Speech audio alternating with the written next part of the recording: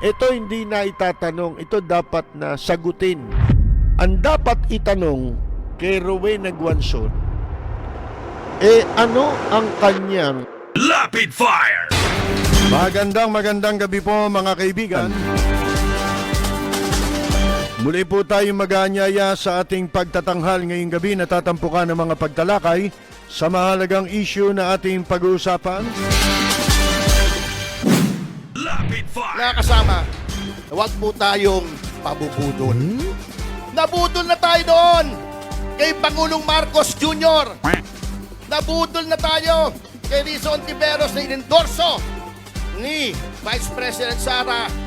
May mga tao po dyan, nagkukunwari, Duterte daw sila. Tingnan yung history nila. Anong sinasabi nila noon laban kay Pangulong Duterte? Anong sinasabi nila laban kay VP Sara? Pinahirapan nila ang Duterte Youth Party List. Nakatapos, magsisiksik dito, Duterte daw siya. Wow naman. Wala akong sinasabi, ha? Wala akong sinasabi. Hindi ako magbabanggit ng pangalan. Ha? Ito walang tigil ito eh. Walang kapagod-pagod dito, no? Itong si Chupasio kasi, una rito, dinimanda ito ni Guanzon eh. Eko kung nung kaso, parang libel yata, ha? Doon sa malayo siya kinasuhan ni Guanzon, ha? Ang sabi ho ni Guanzon naman, Rapid Fire! And on a final word, I have to tell you, bakit si Rowena Guanzon nga dilawan mo na? Dilawan mo na! Kaning tao dire yung sigig sabok-sabok na ako. Ang dilawan mo kang anong katudol mo kang Bibi Sara karon. Ayaw na yun si Bibi Sara. Ayaw na lang nagisgutan kay karon ang kinahanlan mo daog yun si Sara for president. Kung dilaw ka, kung pulaw ka, kung pink ka, kung blue ka, kung so, wala na minimo kaakig. Wala kami kaakig sa inyo. Upot na lang kita diritanan kay Sara para sa aton pungsod.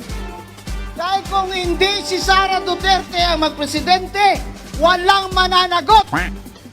Kaya si Rowena Guanzon magsasara Duterte.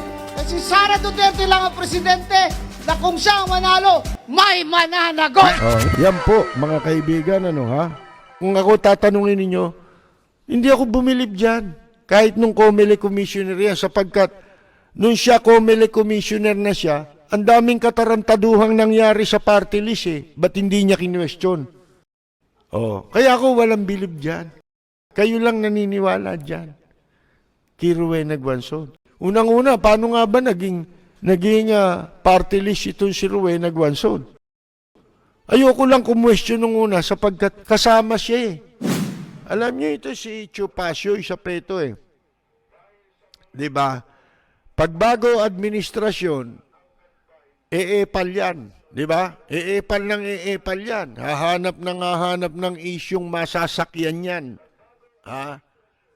Maliban dun sa ibang mga starlet, na sinasakyan. Ito, sasakyan niya issue. Para nagpapapansin. Mahilig yan sa ganyan, sakay. Sakay ng sakay. Pero, hindi na-appoint. Kasi wala eh. Ampaw ito eh, mga kaibigan eh. Ampaw na, abogadong ampaw ito.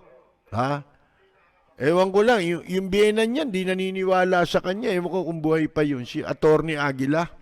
Yung biyenan niyang babae, na madalas kakwentuhan ko rin sa McDonald's sa United Nations Avenue.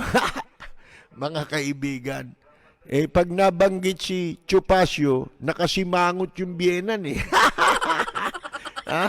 Ito walang tigil ito eh. Walang kapagod-pagod dito, no?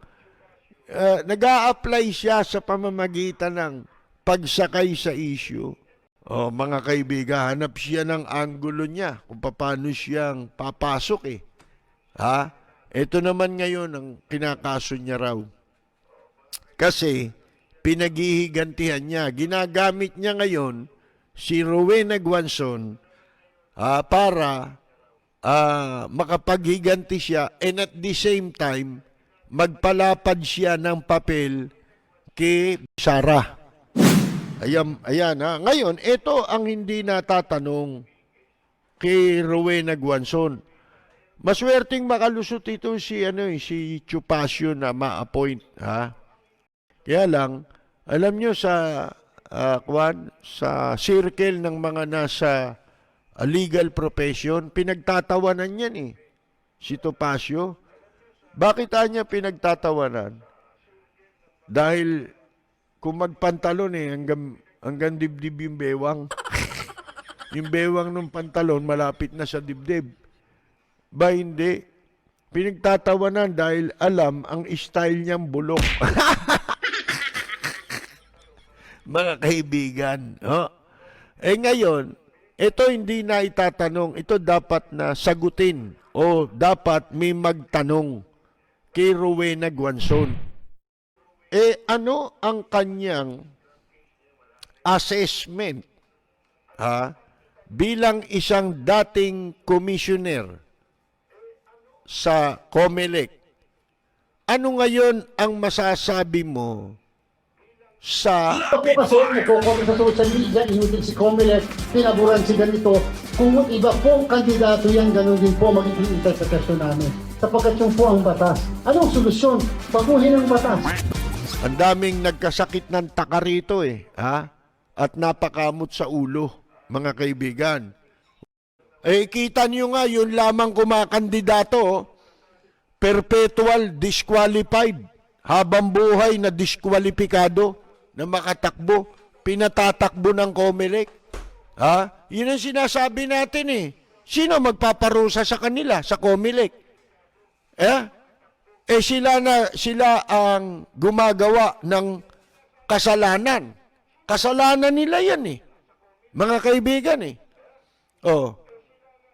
Ang paborito nilang gawin, magparusa, hanapan ng butas, yung hindi kasang-ayon. Kung kanino sila nagsisip-sip, hindi kasang-ayon nun, mga kaibigan. At hindi kasang-ayon ng gusto nilang ilabas na resulta. Di ba?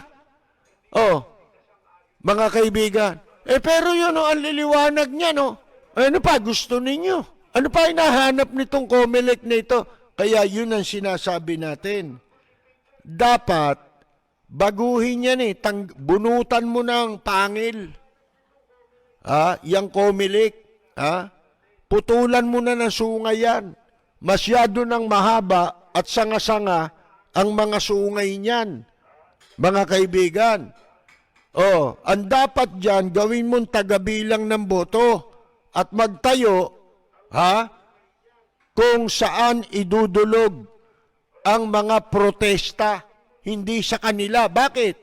Sila gumagawa Di ba? Halimbawa, hindi qualified ang kandidato, pinroklaman nila pinanalo nila, sabi nila, ito nanalo.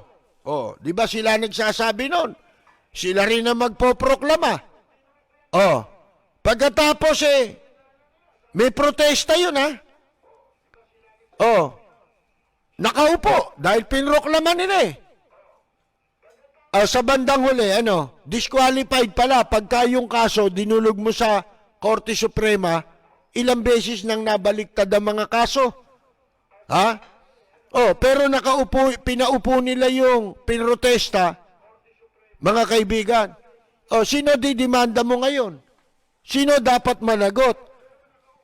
Ang pagpapabaya, pag-aabuso sa tungkulin sa gobyerno, dapat lahat ay merong katumbas na pananagutan.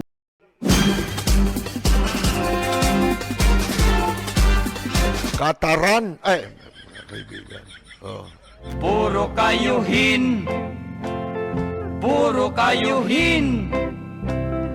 Puro kayuhin. Ito po si Percy Lapid. Maraming salamat at magandang gabi, Perdi! Chupasyo. Nagmamahal sa'yo.